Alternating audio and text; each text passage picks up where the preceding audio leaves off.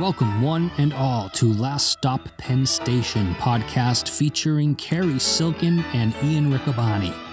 They dive deep into Cary's wealth of stories, and no subject is off limits.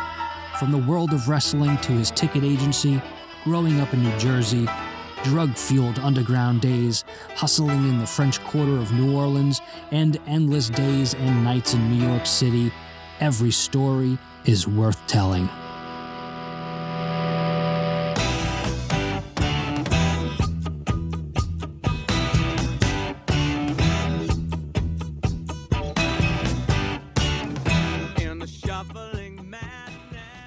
Well, hello, everyone. Welcome to Last Stop Penn Station. I'm Ian Riccaboni, joined by the guest of honor, Cary Silkin. Cary, happy belated Thanksgiving, and I hope you had a great Black Friday. Black Friday was okay. Thanksgiving was nice and quiet for me. I started the day by going Thanksgiving morning with my godkids, Hog Boy and Sour Lemon, Jonathan and Matthew. Mm-hmm. And normally we would go out to the diner with my friend, our friend Joe, Sushi Joe, mm-hmm. but they didn't want to go to the diner. But which this is one of the only days of the year that Chinese restaurants are closed. Oh. Yet it's funny because my parents, the Jews, the old Newark Jews, would eat. They would have traditional Chinese food, traditional Thanksgiving dinner, but it was a common day to get Chinese food, maybe as a late snack. Yeah, isn't that the case on Christmas Day also? Isn't Christmas there a big Day tradition? Or maybe I'm mixing it up. No, I think Colts mentioned both.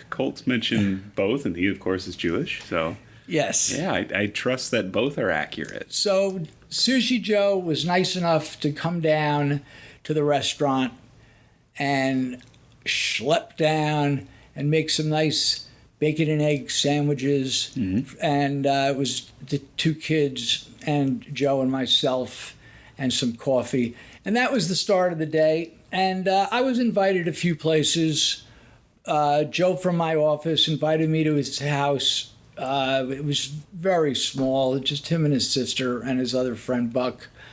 And I demurred and hung out here watching some football. Mm-hmm. And our wonderful producer, AJ, was nice enough to bring me a slice of pie and I had some other food, but and some macaroni, that delicious macaroni and cheese. So I did not have the traditional Thanksgiving dinner, but that's okay. But I think you did. I did, and I was isolated in the Ocala National Forest, and my parents live about 35 minutes. Yeah, when you say this, yeah. I picture your parents within the swamp. Yeah. With a Tarzan-esque vibes. I mean, if you were down there, you can ask my wife. It's a place called Fort McCoy. I've seen gators, I've seen bobcats, I've seen all kinds of crazy stuff down there. It's wonderful. It is about an hour from Gainesville. It's about 40 minutes from Ocala. Do they have neighbors close to them? Kinda, yeah. They have about a half acre, but they're relatively close to a house. There's a dirt road. They live on a dirt road. It's kind of weird and cool and secluded, and you see some people sometimes. Everybody kind of knows each other's business. I don't like that part of it, but yeah. So it's a neat area. I spent a couple summers there during college. Spent a winter there, and you go to town. That's what you do. And so the one big trip, my wife and I had our first date in about 3 months. We drove through the Dairy Queen drive-thru. No kids. The parents watched the kid. I won't ask what happened in the parking lot. We ate our blizzards while the literal Marion County Police gave us weird looks as we ordered Black Friday shopping deals. Well, at least you must have had good weather. We had great weather. So that's the thing. In that part of Florida, their playgrounds were empty, so we got the kids out on the playgrounds, took some Clorox wipes and some hand sanitizer. There are trails. There's about a mile loop that I perfected while I was down in college that Takes about 15 minutes to walk, takes about 10 minutes to run at the pace I run. And we were doing that. It was sunny. It was about 75 every day.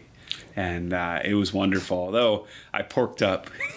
So I'm going on the low-carb diet in preparation for Final Battle. Well, you deserve it. You've been, those who follow Last Stop Penn Station podcasts, I know it's been mentioned that Ian is, since this pandemic has taken care, I was going to say trimmed down a bit, but he's taken care of himself, wanting to get down from the mammoth girth that he had alluded to. Matter of fact, somebody, I think Bushwhacker Luke asked me the day before Thanksgiving, mate, are they having the Macy's Day Parade? And I said, no, but I was wrong. Yeah, they did like a stop in front of Macy's. Right. Brought the balloons. Right. So I didn't want to see you floating down Broadway next to Bullwinkle.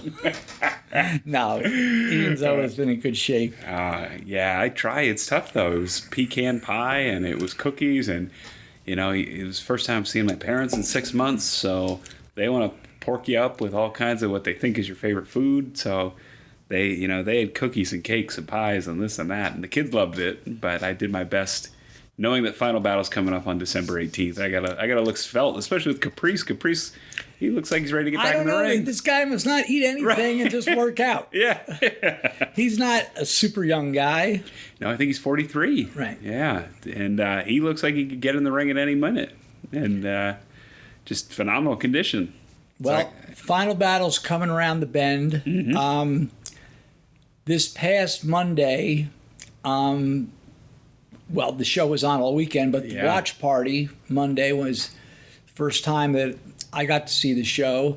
And please, if you're a ROH fan, and I'm sure most of our listeners are, or you're just a fan of some good athletics, we have a watch party every Monday, and this week's watch party was the two matches, Jay Lethal against Josh Woods. Amazing match. Josh Woods is made the leap this year, and he's ready for big things next year. He's looking good, too. He is. Yeah, talk about hunks. Right. He's a good guy, and that was fantastic. And then Brody King, Shane Taylor. Yeah, talk about taking the leap. They're both right in the world title picture. What do we see in this Monday? This Monday, we're going to see the return of John Walters. Oh, that's right. Yeah, one of the great ROH pure champions. To my research, he's 9-1 in pure matches. Okay. The only loss was the loss of the championship to Lethal when he lost the title. But he's going to take on Tracy Williams, who made it all the way to the finals of the tournament. And then we're going to see the return of Mike Bennett against Vincent. So two big returns. Yes, that's... was that on this last week's show or the week before? 2 weeks ago. 2 weeks ago, that's right. Yeah, Mike surprised everybody. Yeah, I'm looking forward to, just like we all are, for this things to return back, get back to normal, when I'm comfortable and able to go to Ring of Honor and see some of my old friends, like Mike Bennett, who I remember back in 2011, he was, either going to go with us. It was the same time. It was he and Adam Cole were going to, Gabe was trying to woo them to Dragon Gate USA. Mm-hmm. I think it was running that. Right, yeah. And or to whatever Gabe's promotion was at the time. And I remember being on the phone with Bennett. And same with Adam. And Mike went with us until he moved on to WWE. Yeah. Or he went to Impact first. Impact. Yeah. He was in WWE. He was, yeah. He spent, I think, a year in Impact, and then one of the few guys to skip NXT and go straight to Monday Night Raw in this environment. So, yeah, he's a main event level act, main event level guy. And it's going to be interesting to see he and Taven. Right, they've reunited. They have. And I got so overwhelmed and so into it, I just kept yelling, Bennett's back, Bennett's back. I didn't know what else to say. Well, the show is good. And once again, the watch parties on Mondays. You can interact with the stars of Ring of Honor on Twitter. And so join us Mondays, 7 o'clock Eastern Time. Right. Hey, how about we have to have a shout out to Michael Kaplan, Right. who came through with the feature story in the New York Post on John Belushi. Showtime had the documentary. Right. And the very first words were Cary Silkin of the whole article. Of the article. Not in the documentary, though. But, thank you, Michael. He reports, he Googled, he was just Googling Belushi stuff, and our podcast came up, and he reached out to me, he reached out to you, and there we were. And he was a good guy because he fact-checked everything with me, read everything back. Is this okay? Is that okay? Yeah. And so that was really cool. And then AJ and I got to watch the Belushi special. Oh, okay. And I really didn't know that much about him. Yeah. I mean, sure, I know his stardom in Saturday Night Live. Sure, I know the Blues Brothers. Sure, I know Animal House. But and I knew that he'd come from what's the name of that Chicago comedy? Second City. Second City. But I didn't know these details, and it was one of these documentaries that's very informative, and it's very funny seeing these scenes. The great, they had really good footage of him early on, and then there was a Broadway show off Broadway. National Lampoon put out a show called Lemmings that ran off Broadway. And that's when Belushi came to New York. I think was Chevy Chase in it? One of these Saturday Night Live. Yeah, he was in the Harvard Lampoon. Okay. Yeah. Thank you. But the original cast with Aykroyd and Garrett Morris and Gilda Radner, in the beginning, I didn't know this because I didn't see the show. Listen to the last Stop Penn Station podcast about my meeting with Belushi, and because I was working with these bands on Saturday nights, but he started out doing the Bumblebee. Right. You know what I'm talking about? Yeah. I didn't, and Chevy Chase was like the top banana. Yes. Well, Chevy Chase was the first guy to get a writing credit, and he was paid as a writer, so he didn't have to sign that 5-year deal. So he could. He could hightail it if he wanted once he got big. So the documentary points out that in the beginning, it wasn't until Belushi was at the Big Nipple all-night theater having to sneak into the Kung Fu movie when they were cleaning the other two because he was watching some Kung Fu movie on TV, and that's where he came up with that skit. Oh, the samurai. The samurai skit. But, he got a rub on that. Yeah. The rub was Richard Pryor who was doing it with him. Gotcha. So, but be that as it may, that propelled him. Thank you, Michael Kaplan, and definitely check out the Showtime documentary. You should watch it. You'd really enjoy it. And it's sad what happens to him. We all saw it. I mean, you saw it coming, but he cleaned up his act here and there, and what a talented guy. Yeah, you can tell. Even at his even at his quote worst. What was that? 1492. 1942. Columbus. 1941. There you go. And there was a movie called Neighbors. Okay, with him and Aykroyd. I've heard it wasn't well received. Wasn't well received. I watched it 40 years ago. I want to watch it again. And there's another semi-serious one. He didn't want to be a sketch comic. He wanted to be considered more of an actor. But his musical abilities were incredible. The Joe Cocker impression. Right. Or the tribute, pretty much. And they brought Cocker on Saturday Night Live. And, so we could go on. I could go on and on about Belushi, but check out the Showtime documentary. And as long as we're talking about documentaries, I'll bring this up real quick. Probably everyone's going to turn us off by now. Maybe you'll learn something, boys and girls. AJ and I watched part 1. I believe this is on Showtime also. A friend of mine told me, you'd like this. There's a 7-part documentary about Ronald Reagan. Really? Yeah, that's what I said. And so if someone had said to me, well, what do you know about Reagan? I'd been, he was a grade B actor, sort of, and then he was governor of California prior to the presidency. But this first episode, which we watched, I found it very interesting. He was completely groomed like this, like they groomed Lee Harvey Oswald. Just, Really? Yeah, he was groomed by these big money people in California. He had like a photographic memory from his acting. Oh, wow. And they had him speaking for Barry Goldwater. The conservative candidate Who ran 64? correct. Okay. Yeah, and when after that they were like, wait a minute, this guy could be governor. Now he ran as a Republican, Right. which flipped the state completely because California was Democratic even in the old Right. And it's crazy because he was the leader of the union, the Screen Actor Guild. Very good. Yeah, which is a very liberal position. Right, and there was also the whole.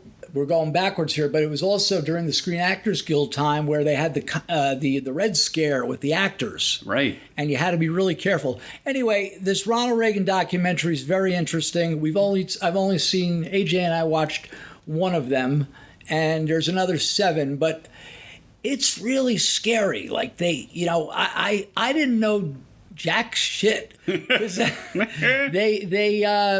they molded him like a piece of clay. Really? And he was the perfect guy, and he went along with it, and it worked out. It worked out well. But we only saw the first one. But he became president for 2 terms. So. Crazy. And one of the biggest electoral landslides ever in '84. I mean, Mondale won 1 state, right? Yes. He won Minnesota and D.C., and that was it. Yeah, I don't think, and Reagan, although there were plenty of wars going on, but there were all these under the table. Right, Oliver North and Iran-Contra and all that fun stuff. So, yeah, I'll definitely have to check that out. They're still peeling the onion back on some of that with the Contras, and it's still to this day hasn't been fully unwrapped. Speaking of unwrapping things, no, what date was Thanksgiving? The 24th? 24th or 25th, yeah. So it was November 22nd, and I said to AJ, I go, nobody usually there's a whole big groundswell of the date John F. Kennedy was murdered. Right. And this year it was sort of not spoken about much. Yeah. It wasn't like a 50th anniversary. It was just, there was between the presidential stuff, the COVID stuff, it was just wasn't spoken about. So much to AJ's disappointment, no, I'm just teasing. I have this video. I have a million videos, but there's this video of this guy, James Files, Okay. who he says he's alive and he's in prison. I was the guy behind the grassy knoll. And he explains why, who, how, and, now, and I said to AJ, I don't believe it was him, but I think he knew all the players. Huh. And it involves the Chicago, Sam Giancana, and all these commonly brought up names. And if according to James Files, he was told, if Kennedy is not dead, if you don't see a headshot by the time the car gets around to you, if you see a headshot, don't shoot. Okay. Because now there's going to be gunfire coming from 3 directions. Right. They had guys in the Dow Tech building, allegedly. Okay. And they had the book depository, which might not have even had a shot, where Oswald was supposed to be. And according to James Files, when he got to Dallas, for 4 or 5 days before, a lot of these guys, including Oswald, they had a CIA contact. There's a guy, look it up, folks, David Atlee Phillips. Huh. David Atlee Phillips was their Black Ops CIA contact, and he was, and in Files' case, allegedly, he was also working with Sam Giancana's boys, Charles Nicoletti. And Files claims when he got to Dallas, he had two people to call, Charles Nicoletti and David Atlee Phillips from the CIA. Those are the only two people who knew where he was. And there was someone was going to show him around town. And who knocks on his door? Lee Harvey Oswald. Wow. And it's very interesting. Is any of it true? I think some of it is. But so we watched that in honor of the Kennedy anniversary. Wow. One of the deep mysteries. Yeah. You know what's crazy about those? I think my urge is always to believe the conspiracy, right? Because I think there's something exciting about the idea that, there might be chess pieces behind the scenes, or the thought of the puppet master. But I think over the years I've come around to just thinking, you know what, Oswald did it, and that's how it happened. But it's each new layer you hear. I mean, the idea that Jack Ruby just shows up and no one tries to stop him and just gets him right in the stomach, and there goes Lee Harvey Oswald. Right, because dead man don't speak. Yeah. I believe that Lee Harvey Oswald did not shoot at all, just as he said when he was caught, I'm a patsy. Yeah. But we can dedicate a whole episode to this. Yeah. He went to a movie theater that was not the Big Nipple. Right. Dallas, Texas. That was a strange thing. Yeah. Now, the strange thing is, why didn't he buy a ticket? Oh, he just ran in? Yes. Okay. He was there. He was supposed to meet his handlers to get him out of town, he thought. Yeah. But why wouldn't he buy a ticket? And then, when he didn't buy a ticket, is the guy from the box office going to call up, hey, someone just snuck in the theater, and suddenly there's 40 cops there? Yeah. So something was rotten in Dallas. Have you ever been there? Have you ever been to the Grassy Knoll? Yes. I have also. Was it as small to you? It felt small on the shot from the Zapruder film. It feels kind of large, and I don't know if that's just because of the magnitude. Yeah, it's tiny. It's I went with Kyle O'Reilly. Yeah, I went with Matt Taven and Dalton Castle, and it feels smaller than it looks on TV when you see the Zapruder film. Have you ever heard of the Mandela Effect? No. Okay, it's when you think that there was, you have this shared memory with a lot of other people of something that you thought happened that didn't actually happen. How many people were in the car with John F. Kennedy? Well, there was the driver. Mm-hmm. There was John Connolly, the governor of Texas. Right. And there was Jackie. Yep. Jackie and I'm poor woman and JFK. Yeah, that's 4. A lot of people think they remember 4. Do you know how many people there actually was? There were 6. There were 6 people in the car, but everybody swears up and down that their memory of the event is 4. Well, we have the Zapruder film. We do, but for whatever reason, there's a collective memory that there's only 4 people in the car. Well, there was the guy that jumped on the back. Right, but there's actually 6 people sitting in the car at the time that JFK shot. So you're telling me if I put the Zapruder film on, I'm going to see 6 people? You will see 6 people, and it's creepy. Another one.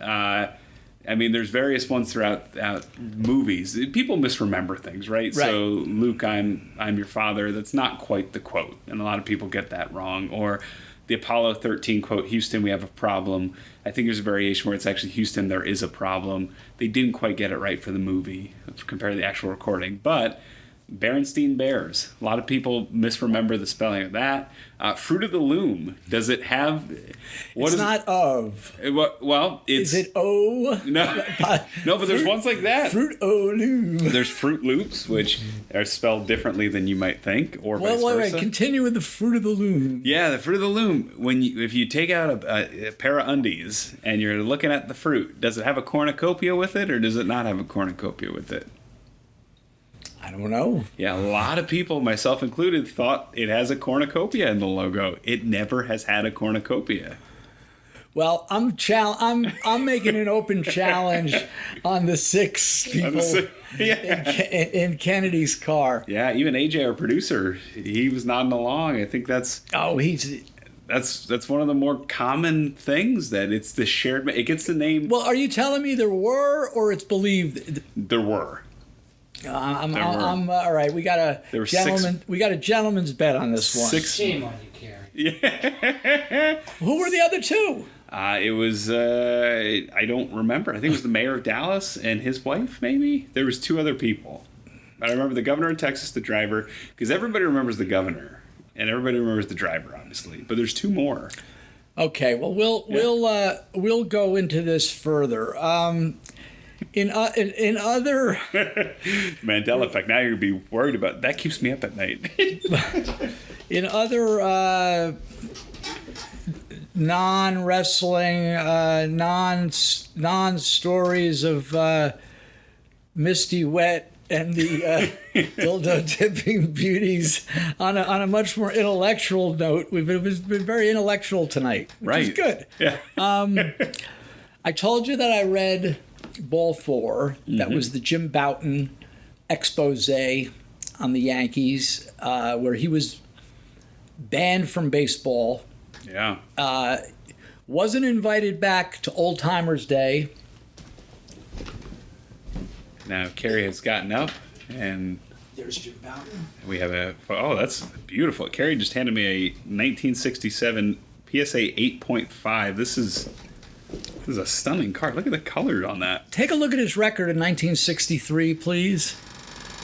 1963, 21-7, and they won the World Series in 21-7, correct? They were in the World Series from 1960 until 1964. Bouton came on the Yankees. What was his record in 62, please? 7-7, but he had, 3.99 ERA in the American League, which is pretty good. Yeah, they beat the Giants in 62. It's funny. I remember this, but I couldn't tell you who was in this past. It was Tampa and Houston, right? Tampa and Los Angeles. And Los Angeles. All right. And in 63, the Yankees beat the Giants, and Bouton won 2 games. Yeah. And 64, they lost to the Cardinals. But anyway, I went through the Bouton book, which is primarily about the 69 Seattle Pilots. Yeah. Which is a horrible cast of misfits. Really good book. So that led me to, you know who Sparky Lyle is, right? Absolutely. Yeah, he had a cameo in the Phillies late in his career. Did he? He did. 1 season. Okay, well, he wrote Bronx Zoo. He did a diary, game by game, of 1978 Yankees. Wow. This was the team. Now, in 77 was the World Series where Reggie Jackson hit the 3 home runs Right. on 3 pitches. Yeah. And the following year, Yankees were loaded. Lou Piniella, Thurman Munson, Willie Randolph, Ron Guidry, Reggie Jackson. Catfish Hunter. Thank you, Catfish Hunter. Goose Gossage. Yeah. And if you got to be a fan of baseball to like this, but just the stories he tells about the clubhouse and Billy Martin. A lot of guys didn't like each other. Reggie wasn't really a team guy. And the other big thing was the money. Like in 75, Sparky, I may have the numbers wrong, but Sparky Lyle signed a 3-year deal for $500,000. He was very happy. Which was a lot because they had just broken free agency wide open. And when it was broken wide open, he understood when George Steinbrenner paid $1 million for Reggie Jackson. Right. But when he's getting a guy like Andy Messersmith, who's primarily a reliever, a spot starter. He had like a broken arm the year before, Right. and he pays him $150,000. Yeah. And Sparky Lyle this was an era of baseball where Sparky Lyle was like, I'm not going to play. I want to talk to you, George. Yeah. And try to renegotiate. Sparky Lyle, by the way, won the Cy Young Award as a relief pitcher in 1977. Yeah. And also in 77, they paid a lot of money for Goose Gossage. Right. Lyle knew Goose Gossage was fabulous. He wasn't necessarily, he's like, well, why are you keeping me? Yeah. Trade me. Yeah. But so I read that. Very interesting. I know you're a Phillies guy, but I think Right. you would like it. I would. Yeah. I'll check that out. Mickey Rivers, remember that name? The outfielder, yeah. Him and Lou Piniella, they're like, they were degenerate horse players. And there wasn't a lot of except for the speed. There was speed and alcohol and amphetamines, which is kind of that's speed. Speed, yeah. If there was cocaine or anything else, he didn't mention it. Mm-hmm. And Billy Martin was a nut, and George Steinbrenner interfered. Most owners sit back, Right. So that after reading that led me to a book called Seasons in Hell, and it was written by a guy who was a sports writer for the Dallas. Our friend Stu Myrick, in Austin. Yeah. It wasn't a Dallas newspaper. It was like Fort Worth or something. But they covered he talks about the 1973 and 4 and 5 Texas Rangers. Oh, that team was as being the horrible. worst, some of the worst teams of all time. Aside from Jeff Burrows, they had. You knew that, huh? They had but I guess they got Bobby Grich eventually. And they had Rico Cardi. And Rico Cardi, one of the worst Yankees of all time. I got big bat. I hit ball one time. They're on a plane flight, and it's the sports writers. The sports writers were all fucked up. Now there was this is the 73 Rangers. They were smoking weed. I'm sure the Yankees were too. Sparky just kept it out of the book, but. They're smoking weed, they're drinking ridiculous, and they would be on commercial flights, but they had a guy, like a Gary Juster type, who would have the manager and the coaches were in first class if they could be, and then the players were together. Well, they screwed up this one flight, so the assigned seats were all duplicated. Oh. So they had to go here. So the sports writer's on one side, and he's very funny, this guy, and there's a little old lady from the Midwest in the middle, and big Rico Cardi. And they're drinking, and Rico Cardi's like, lady, I hit the ball like nobody business. He was so bad. He was so bad. And this woman's like, what is he talking about? Very good.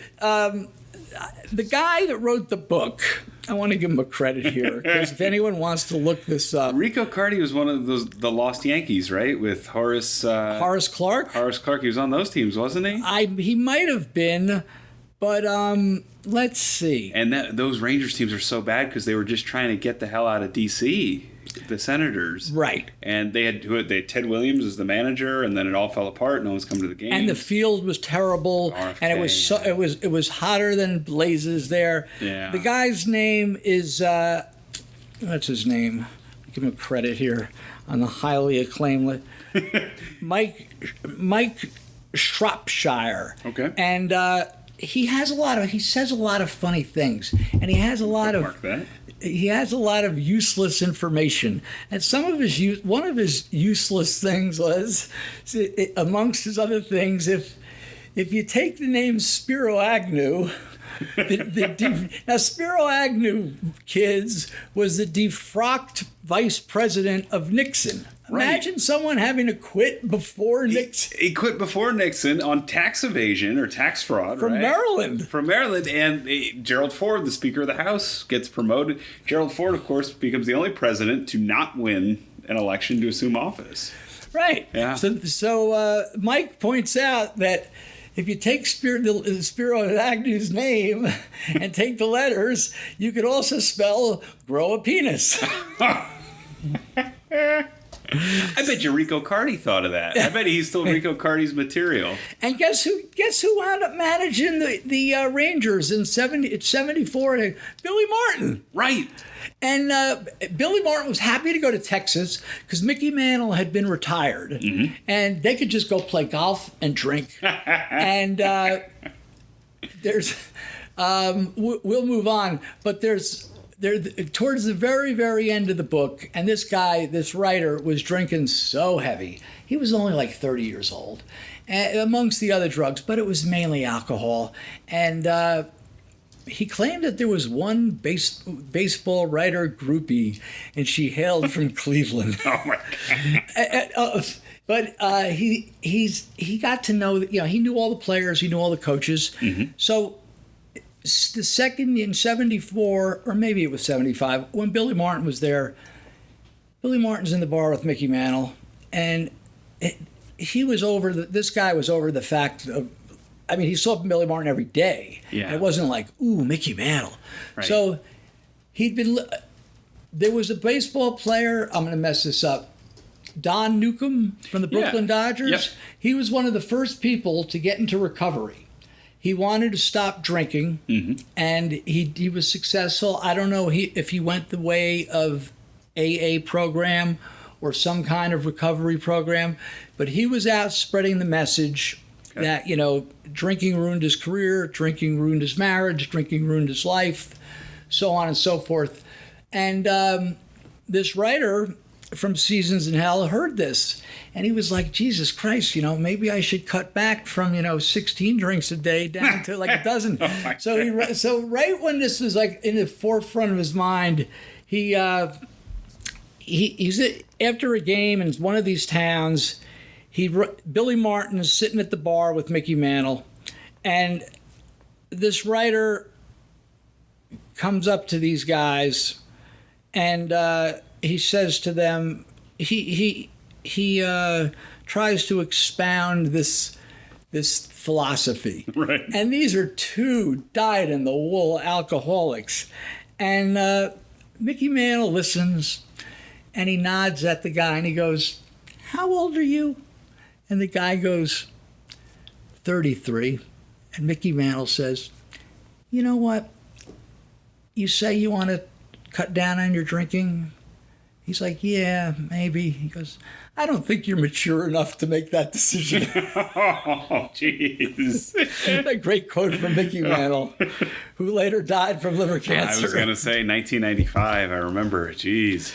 So that sounds like a great book. I've never heard of that. It's great. And that led me to and I mentioned this to you last night when we were on Instagram for a minute, this book about Buck O'Neill. Right. And you told me you met Buck O'Neill. I did. Why don't you tell the people who that is? Yeah, Buck O'Neill. He was a player in the Negro Leagues for the Kansas City Monarchs, and he became more famous. He was a pretty good baseball player, but he became more famous for becoming just an ambassador for baseball. And a lot of the work that he did was some of the foundational work for what's become MLB's initiatives to bring baseball to inner cities, to bring baseball to different countries. And he served as an ambassador. I literally met him at the Allentown Ambassadors games. He's like the nicest man. The nicest man in the world. And he also was involved with getting the in Kansas City that's where the Negro League Hall of Fame. Oh, okay. Which was just getting off the ground. Excuse me. So in this book, it's not really a history of the Negro Leagues, the Black Leagues, but it's this guy's with Buck O'Neill in like about the time you met him. Yeah. And he's just traveling around, going everywhere. And he faced so much adversity, but he had like the best attitude. Yeah. And he loved jazz. And AJ and I watched the great Ken Burns jazz 8-part documentary, and there was a big section about it wasn't a big, but there's a good chunk of it dedicated to the Kansas City jazz. You know, so much of it was New York. Yeah. You know, Chicago and New York, of course, the Deep South, the roots. But Kansas City had its own sound, Big Joe Turner. And Buck O'Neill was hanging, and I don't think he was even a drinker, but he was like, he goes, I lived a good life, I'd be having breakfast with my friend Count Basie, and Duke Ellington and Billie Holiday are sitting a couple tables away. Yeah. Because there's nothing wrong with that. Amazing. So this is what I've been up to in my spare time. Yeah. Besides watching some football and taking care of Lambchop. Yeah, and to give a Lambchop update, Lamb's persisting. She's hanging in. She's hanging in. And I read a great, we might as well just make this a baseball episode at this point. Sure. I read a great article. There's only one Whiz Kid left. Now, here, let me see if I know this. See AJ, just like I'm a Yankee aficionado, Ian's a Phillies aficionado. Yeah. Now, let's see if I get this right, because I'm supposed to be a bit of a baseball nerd. The Whiz Kids were from the 50s? 1950. Oh, good. Yeah. I got that part. Yeah. And was that what they called, was that the nickname of the entire team? Entire team. Or was it just a group of the team? The entire team had the nickname. Yep. The 83 team was the Whiz Kids because they had Joe Morgan at age 42. So in 1950, did the Phillies go to the World Series? They went to the World Series, unexpected, the youngest team in the major leagues, and they had been abysmal the last couple of years prior. They lost to the Yankees in 50. Did they win a game? I think they won game one. Okay. I think, yeah, they might have won game one. So you're saying one of them... Only one member of that team is left. And who would that be? So Bob Miller just passed away. He was 94. The last member actually has a local connection to us right now. He's from Whitehall, Kurt Simmons. I know that name. Yeah, former All-Star. And when The only other name I could name off the top of my head is Richie Ashburn, but I'm sure there's a few you could throw at me. Robin Roberts. Oh, great Robin Roberts, of Dennis, Puddinhead Jones, the great third baseman. Granny Hamner. Yes. One of the more fun names of that era.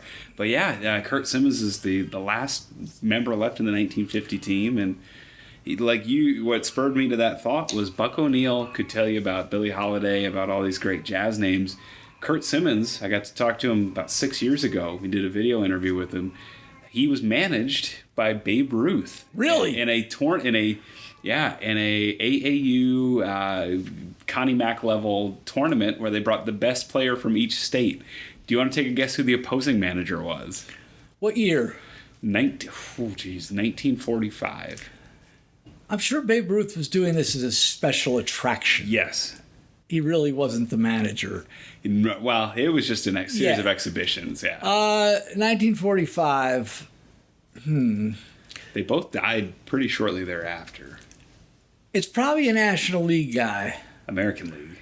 Yeah. Well, was he Yankee? No, think of greatest of all time up to that point. An American leaguer that wasn't the greatest of all time. Ty Cobb? Yeah. All right. Yeah. So he was rotten to the core. He was, yeah. And Kurt said Ty Cobb didn't smile. Babe Ruth was throwing hot dogs at people, having fun, goofing off, and Ty Cobb just didn't know. But think about that. There's a man with a link, who's still living, who still vividly remembers this. Right. That can tell you about Babe Ruth and about Ty Cobb and about interacting with them. Right. And that's one of the points that we've brought up about this podcast. Yeah. Although maybe, John Belushi. Right. Ian Anderson, CM Punk, yeah. Bruno Sammartino. These are names that, we've got to interact with, and we want to keep. The point is, you got to keep these stories out there, or they're going to die when these people die. In this Buck O'Neill book, which I'm maybe halfway through, did you know that the Negro Leagues, the Kansas traveling 5 years before the major league, not the whole black leagues, but one of the teams had lights. Really? Yes. I did not know that. They would bring on the road. Wow. One of these traveling, there was all kinds. There were the organized leagues with the specific black teams. Right. There were exhibition games between like the black New York Yankees or the Kansas City Monarchs against the Kansas City Athletics. Right. Exhibitions of the white players against the black players. I bet you the Monarchs crushed the A's. Oh, and then there was when the major leagues, starting with Jackie Robinson and Puddinhead Jones, Yeah. and was Puddin' Jones black, or am I wrong? I think Puddin' Jones might have been white. I'm sorry. Yeah, Sorry. Puddin' Jones. But when the earliest of the black when the earliest Larry Doby, Willie Mays, these guys came from the black leagues, and there were so many great players. Even Satchel Paige at 48 was right. Yeah, he was at 48. He played for the Indians. Yeah, for Cleveland. Yeah. And he might have been 52. No one knew how old he really was. He doesn't have a concrete birthday, which is amazing. But there were so many great players. But in the 50s, when the major leagues opened its doors to integrate, and it was a slow. Right. The Red Sox and Phillies held out. The Red Sox didn't have until 1960. Right, and the Phillies, I think, were 60 also. But it totally crushed the Negro Leagues at that point. And Buck O'Neill talks about in the 50s, when the Kansas City Monarchs were still around, 5 out of 7 days of the week, they would come into Shamokin or wherever and play like the town team. Oh, Barnstorm. Right. Yeah. And then this is what it had dissipated to. And then on Sundays there would be they didn't have a proper season. Yeah. But they would barnstorm against these local teams of, steelworkers and guys that were the top high school players, and maybe a guy was in the major leagues for a couple of days on this town team. Sure. And they would play on these terrible fields that just weren't kept well. And it's really, you would really like this. And it's not even about it just gives you tidbits. You just hit a nerve. One of my biggest regrets in my life, it was not asking my grandfather more about when he played. He didn't make the minor leagues. He played in the Blue Mountain League, which is at the time was kind of affiliated, not affiliated, depending on what team you played. Sort of like that Kurt Russell. Right, where the minors weren't always affiliated, folks. Right. There would be unaffiliated teams that would play against the affiliates. But he played with Bob Buell, who was on the Milwaukee Braves, who came up with a big hit in the 55 World Series against the Yankees. It was the year that they beat...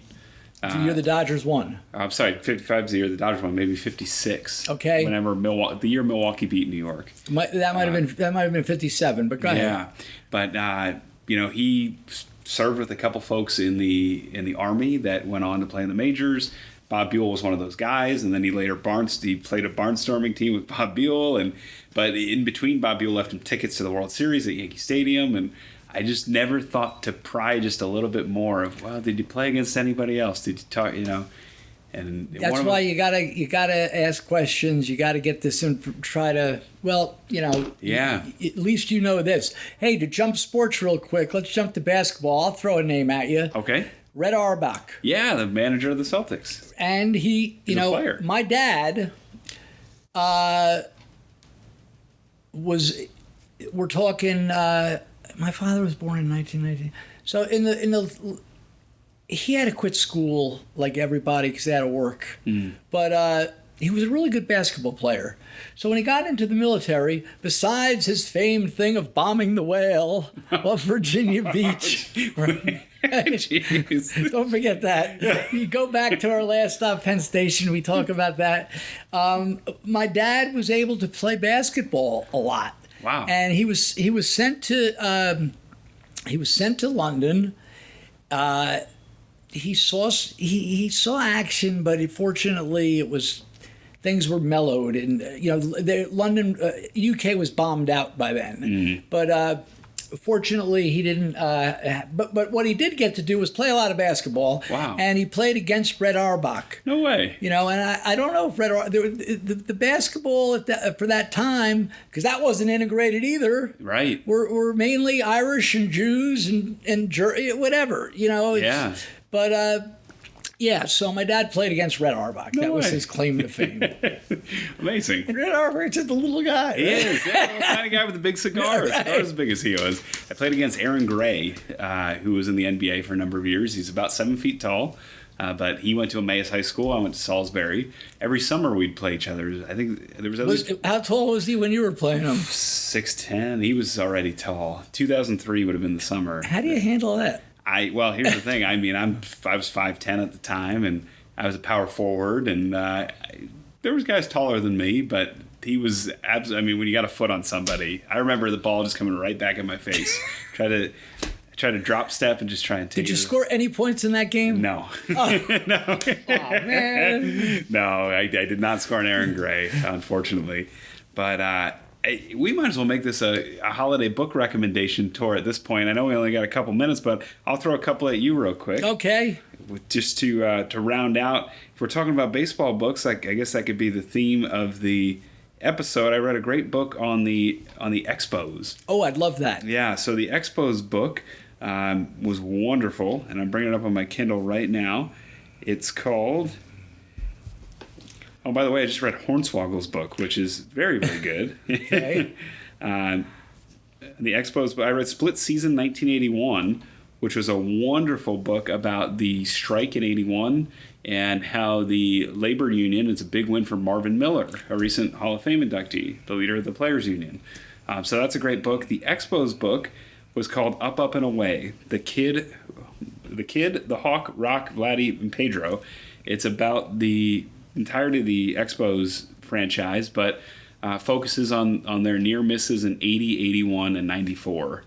Some of those great teams that they had that just didn't quite get over the hump. And in the case of 94, it looked like it was going to be the Expos and the Yankees on a collision course, and it just didn't happen. Yeah, thank you for those recommendations, because I've been on this kick. I have in the bank on the rock and roll side, recommended by Gary Juster, who's pretty.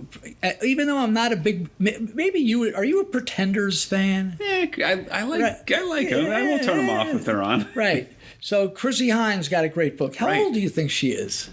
Oh, geez. I would have guessed like 55. Yeah, she's always looked young. She's had the bangs, so you can't tell how, she looks young. Hey, Jay, how old is she? 63. 8. Wow, that's like Debbie Harry, who's almost 80, right? Right. So, Gary, I have that I'm waiting to read. And also this one's going to be good, Graham Nash. Okay. Because AJ and I were on a kick, and you two, about the Laurel Canyon stuff. Yeah. And I mentioned that other book I was talking about with the Brill Building, and that sort of, with these New York writers, and that sort of ends when the English invasion and the West Coast rock invasion sort of came. And it's just really interesting that Graham Nash was, he was in the Hollies, right? He was. On the Carousel and, all the big hits. And he loved the United States. I read a little bit of it so far. And he was welcome in the Laurel Canyon scene with David Crosby and Stills, and they're sharing Michelle Phillips. Oh, jeez. And the Dead are there, and the Doors are playing at the Troubadour. Right. And Van Morrison is drunk in the gutter, and Alice Cooper, who no one knew at all, it's crazy stuff. And Barry Maguire, Eve of Destruction, he breaks out right away. Everybody thinks he's going to be the star. Yeah. Just doesn't have fizzled out. Doesn't have another one. Everybody else goes right to the top, and poor guy. The Lovin' Spoonful get involved in that scene a little bit too, and don't forget the Mamas and the Papas. Right. Well, I thought that's where you're going with with Michelle Phillips. Right. Well, the Mamas and the Papas, the Jefferson Airplane. Right.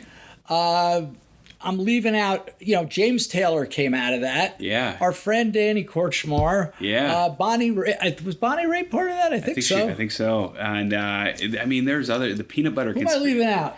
The Peanut Butter Conspiracy. That's who you forgot. The great progressive Dark on You Now. Look that song up. That's a song that's been lost to time, but that's from the San Francisco, the California coast there. And Frank Zappa was there too. Oh. Yeah, and so there was quite an eclectic mix. So it wasn't just this sort of folk rock, CSN. Yeah. Jackson Browne. Right.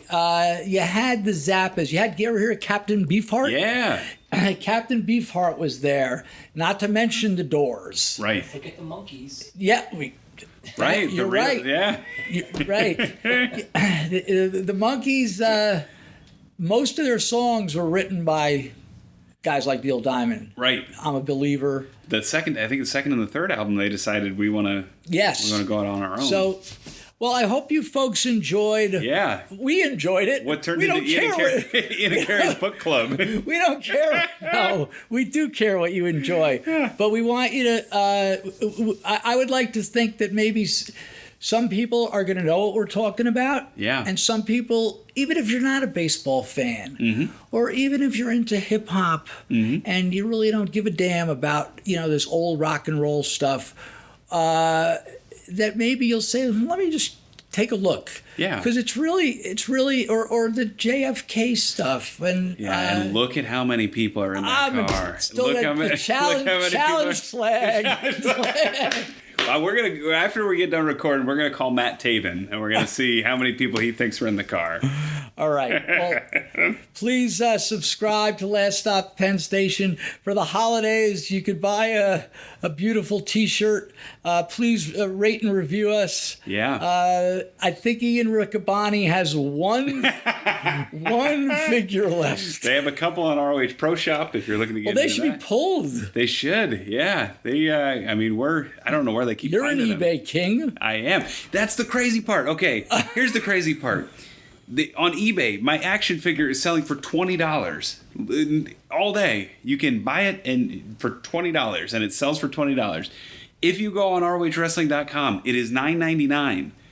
There's a couple left. Why are people paying double the price to get it on eBay? Well, I'm going to, after this episode, the old ticket scalper that I am, Load it up. I'm going to buy out the Ring of Honor ones and the eBay ones. And just like Al Rucco, you'll see, fuck them, you'll see them on eBay at $99 a piece.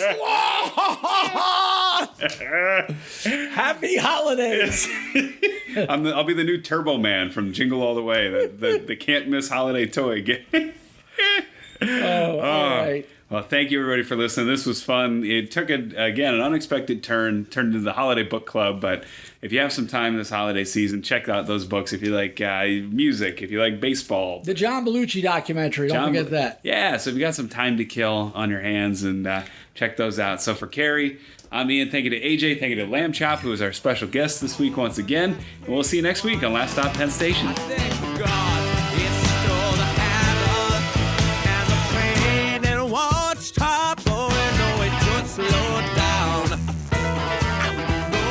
We hail you for listening to Last Stop Penn Station podcast.